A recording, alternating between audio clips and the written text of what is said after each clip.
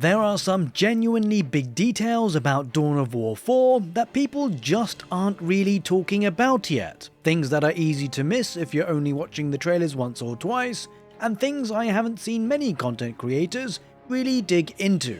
So today, I wanted to go through those details with you, because once you start putting all of this together, it becomes very clear that Dawn of War 4 isn't quite what a lot of people think that it is. Of course, a lot of the avid viewers of the channel may have come across some of these details already, but it does act as a good summary, and I'm pretty sure there's got to be at least one thing you didn't know before this video. Either way, let's start with probably the biggest misconception of all. A lot of early conversation about Dawn of War 4 has been framed as it's just back to Dawn of War 1. And yes, proper base building is back. We are talking individual production structures for infantry, vehicles, and elites, a classic HQ, requisition, power income, and defensive structures. But this is not simply Dawn of War 1 with better graphics. What's actually happening here is much more interesting. Dawn of War 4 is very clearly a hybrid of Dawn of War 1 and Dawn of War 2. Now, multiple creators with early access to the game, I believe they played a demo mission at Gamescom, well, essentially they pointed out that units gain experience through battle. Squads level up the longer they survive, becoming stronger and unlocking new options. That alone changes how you approach the game. Instead of throwing units away, you are encouraged to preserve veteran squads, reinforce them, and keep them alive. Reinforcing experienced units is also cheaper than replacing them outright. And of course, these are very deliberate Dawn of War 2 design decisions. Heroes push this hybrid design even further, and these aren't just powerful units anymore, they are force multipliers. Heroes appear to have deep upgrade trees, utility abilities, and aura-style buffs that can affect nearby squads.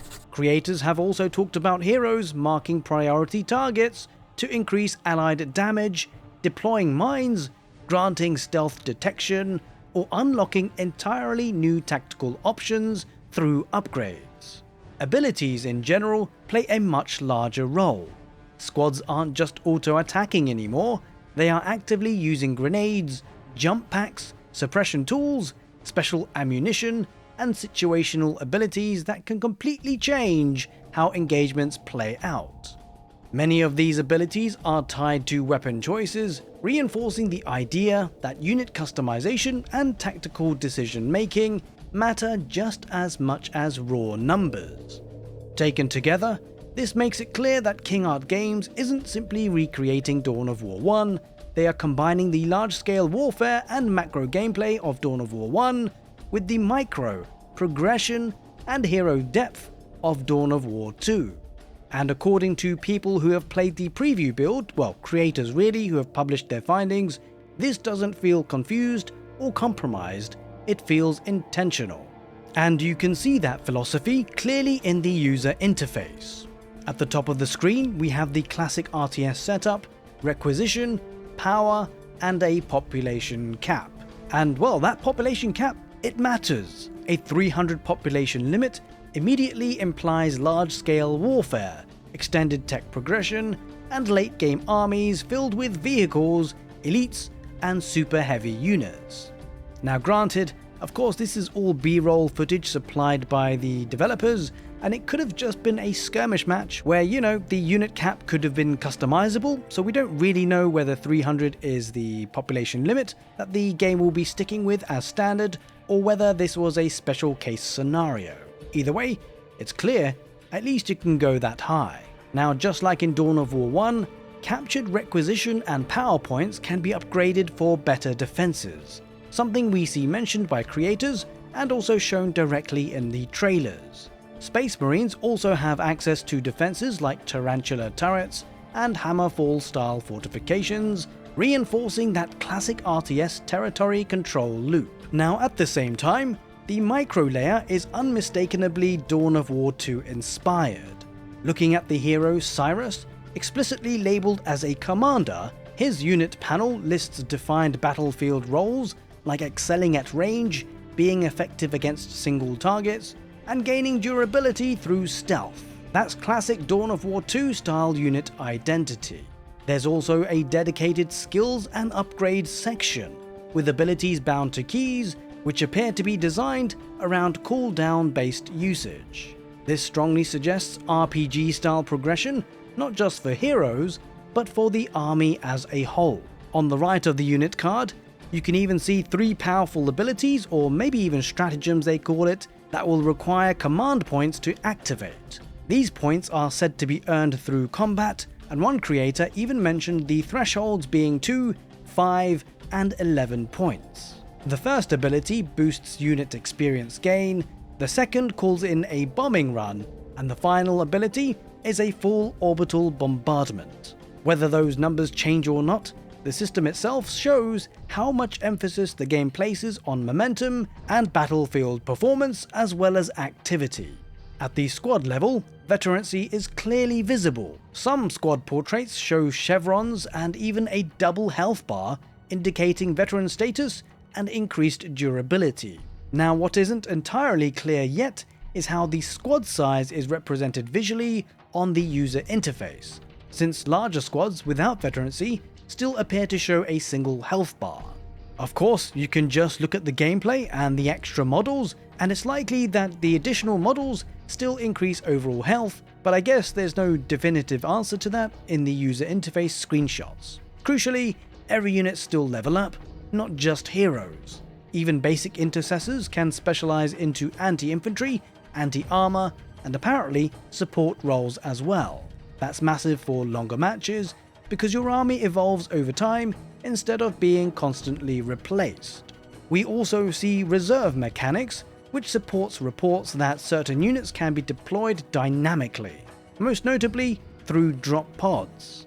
This is heavily featured in the trailers, and it appears that Space Marines can train units, keep them in reserve, and then deploy them directly into combat zones. In fact, we even get a sneak peek at the Space Marines build menu, and just take a look at that Thunderhawk relay.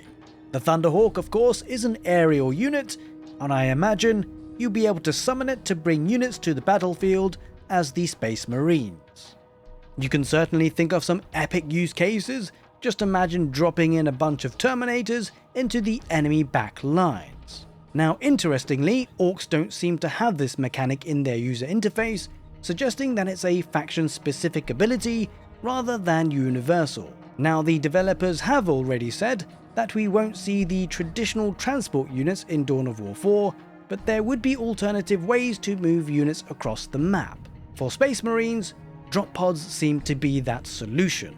Now, looking back at the command panel, we also see a retreat button, and that's not just there for heroes, but for standard units as well, including Ork infantry. Given the discussion around sync kills and the melee lock-ins, this retreat function is likely how units safely disengage from bad fights. Alongside that, we have reinforce, attack move, hold position, behavior stances, and commander attachment options. All of this quietly confirms what early players have been saying: Dawn of War 4 isn't trying to be Dawn of War 1 again. It's rebuilding that large-scale RTS foundation and layering Dawn of War 2's progression, heroes, and tactical depth on top. Now, before we go on to the factions, I just wanted to quickly say a very big thank you to everyone who's been supporting the channel. If you've been enjoying the content, make sure that you give the video a thumbs up. More importantly, subscribe to the channel and hit the notification bell so that you get a bit of a ding-dong when I next upload a video. As always, I really appreciate the support. Now let's talk about why the factions in Dawn of War 4 might be more different than people realize. According to many of the content creators who have played the early builds, each faction fundamentally changes how you play the game. The Space Marines are clearly built around flexibility and elite force protection. They don't rely on overwhelming numbers like Orks or slow territorial dominance like the Necrons. Instead, they look to excel at deploying smaller, highly efficient forces exactly where they are needed. Their reserve and drop pod mechanics seem to reinforce this identity perfectly. You can train units, hold them in reserve, and then deploy them directly into contested areas, allowing Space Marines to respond quickly, punish overextensions, or reinforce critical fights without having to march across the entire map. Their units are clearly shown to be leveling up during the B-roll footage, and because Space Marine squads are typically expensive and relatively low in model count, I imagine preserving veterancy becomes a core part of their gameplay. It seems like you will be encouraged to fight smart, pull back when needed, reinforce instead of replace. Space Marines look like the faction for players who want precision, adaptability, and strong tactical control rather than raw numbers. Orks, by contrast, well, they appear to be all about momentum. It's been mentioned that their buildings are cheap, can be dropped all over the map, and many of them defend themselves automatically. That means Ork players aren't forced to retreat to a central base every time that a fight goes badly. It appears that they reinforce right on the front line, constantly flooding the map with boys and keeping pressure on the enemy. From what it seems on the trailers, their squads are large, expendable, and designed to overwhelm through sheer numbers. Adeptus Mechanicus sit on the opposite end of the spectrum. From what we've gleaned so far, their gameplay revolves around information, positioning, and synergy. Their structures apparently form a new sphere network where proximity matters. Buildings don't just produce units, they buff nearby forces, improve resource efficiency, and extend vision into the fog of war. Multiple creators have mentioned that Mechanicus players can track enemy movements in ways that other factions just simply can't, meaning success comes from anticipation and planning rather than reaction or brute force. Then of course there are the Necrons, and they might be the strangest faction in the game. In the best possible way, of course. Apparently Necrons don't use the traditional requisition and power economy at all. Instead of capturing resource points, they grow stronger by constructing and expanding their own structures. Their units self-heal over time, their armies are slower but incredibly durable, and apparently they can teleport forces across the map using monoliths and other structures. Rather than spreading thin, Necron players advance slowly and methodically, turning territory into a death trap. These differences affect everything: your economy, your map control, your army composition, and how you approach every engagement. You certainly won't play against the Orks the same way that you play against the Necrons.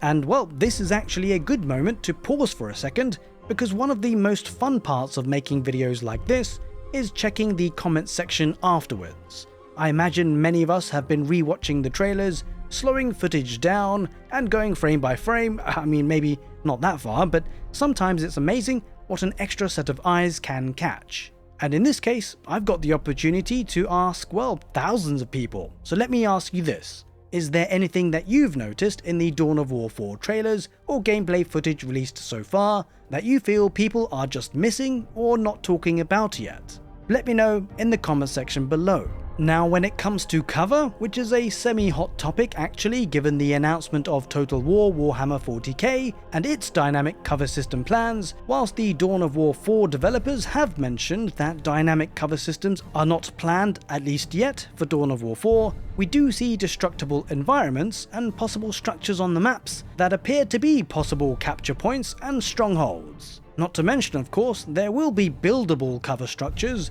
where we see Space Marines firing from behind cover, and we do even see the buildable cover structure for the Orks in their build menu.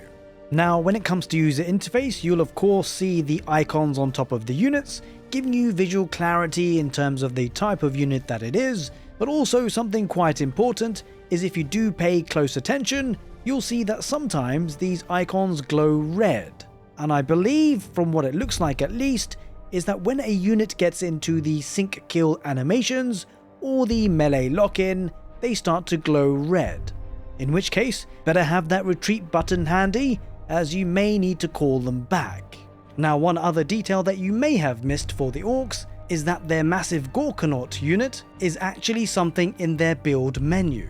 So you can't even manufacture it from their production buildings, you'll have to build it like you would an actual structure, and considering how big it looks, it kinda makes sense. So when you put all of this together, Dawn of War 4 doesn't just appear as a return to form, it's a deliberate evolution that finally feels like it understands what made the series great in the first place. Hopefully, it can live up to the hype, but if you did enjoy this breakdown and would like further videos like this, make sure you give the video a thumbs up. But until the next one, take care and see you next time.